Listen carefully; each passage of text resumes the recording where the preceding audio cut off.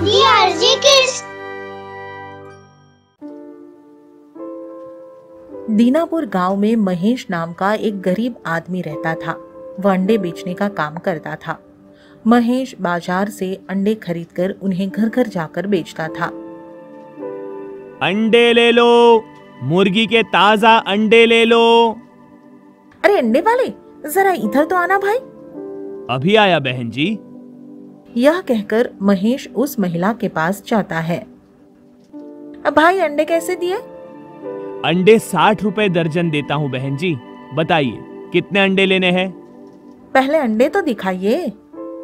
उस महिला के यह कहने पर महेश अपने सिर पर रखी टोकरी को जमीन पर रख उसे अंडे दिखाता है। अंडे तो अच्छे हैं भाई, 1 दर्जन दे दो। महेश उसे अंडे दे देता है और फिर अंडों की टोकरी सिर पर रखकर आगे चल पड़ता है। मगर वह कुछ ही दूर जाता है कि तभी एक तेज रफ्तार कार से बचने की कोशिश में उसके सिर पर रखी टोकरी सड़क पर जा गिरती है और सारे अंडे टूटकर बिखर जाते हैं। हाय, ये क्या हुआ? मेरे तो सारे अंडे टूट गए। अब मैं और अंडे कहां से खरीद कर लाऊंगा? बेटा, जो होना था सो तो हो गया।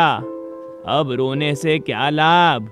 मुझ बूढ़े की बात मान, ये खाली टोकरी उठाकर अपने घर लौट जा। उस बुढ़े के समझाने पर महेश दुखी मन से अपने घर की तरफ चल पड़ता है और फिर रास्ते में अचानक ही उसकी नजर एक अजीब से पिंजरे पर पड़ती है। लगता तो चूहे पकड़ने के पिंजरे जैसा है, मगर है बहुत अजीब। घर ले चलता हूँ, हो सकता है कि कभी चूहे पकड़ने के काम आ जाए। यह सोचकर महेश उस पिंजरे को लेकर अपने घर आ जाता है और उसे रजनी यानी अपनी माँ से दिखाते हुए कहता है, अरे माँ, रास्ते में ये चूहे पकड़ने का पिंजरा मिला है। कभी घर में चूहे आ जाएं तो इसका इस्तेमाल कर लेना। अरे कभी क्यों बेटा, इसका इस्तेमाल तो आज रात ही करके देखती हूँ। रात को घर में कई चूहे घूमते हैं।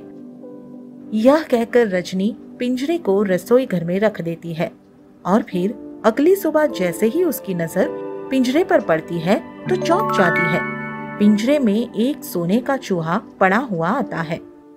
अरे महेश, जल्दी आओ, देख देख तेरे पिंजरे में क्या है।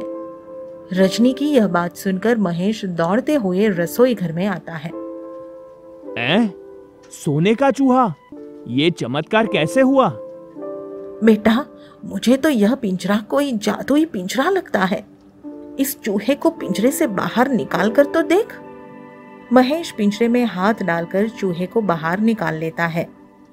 अम्मा, चूहा तो सोने का ही है, पर समझ में नहीं आता कि इसमें आया कहां से।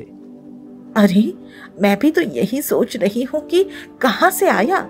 कहीं यह पिंजरा चूहों को सोने के चूहों में बदलने वाला पिंजरा तो नहीं? हो सकता है आपकी बात सच ही हो अम्मा। चलो आज की रात इस सच्चाई को छिपकर परखने की कोशिश करते हैं।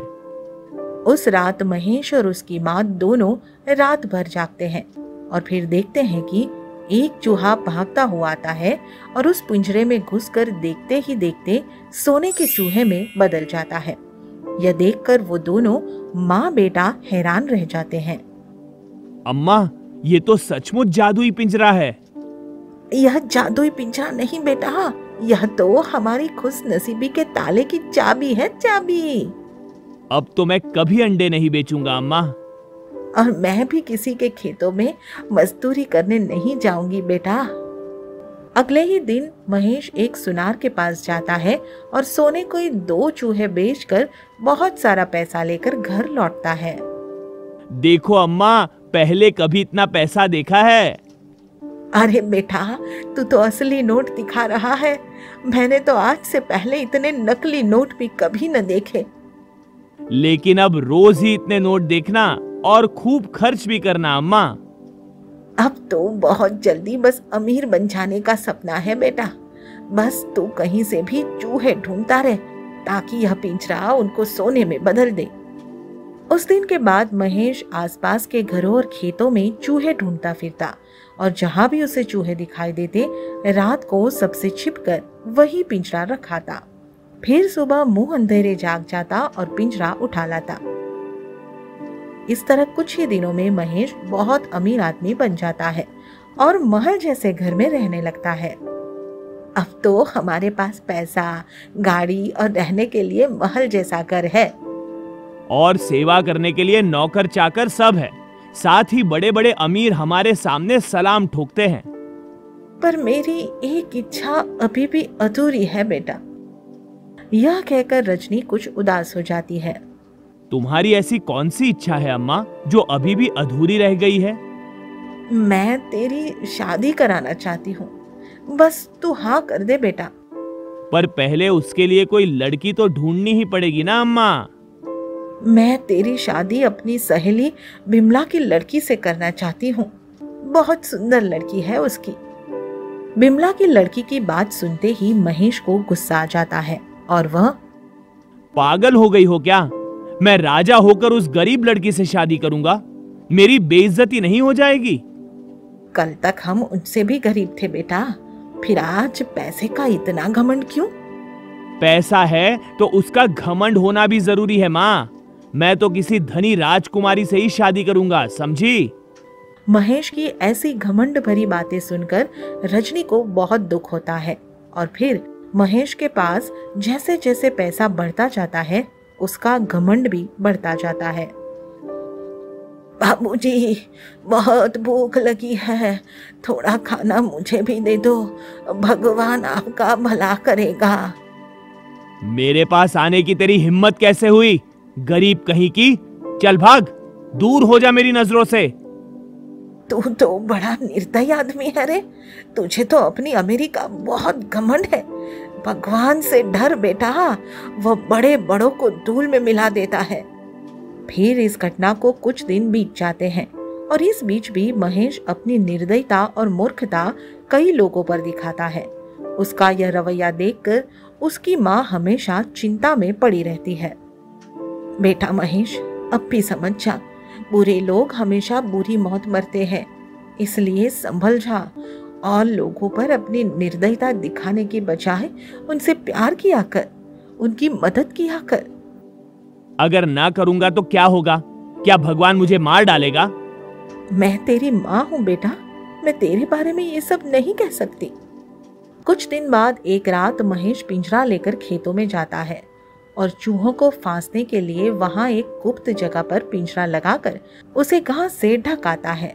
फिर सुबह मुंह अंधेरे पिंजरा लेने जाता है तो हक्का बक्का रह जाता है।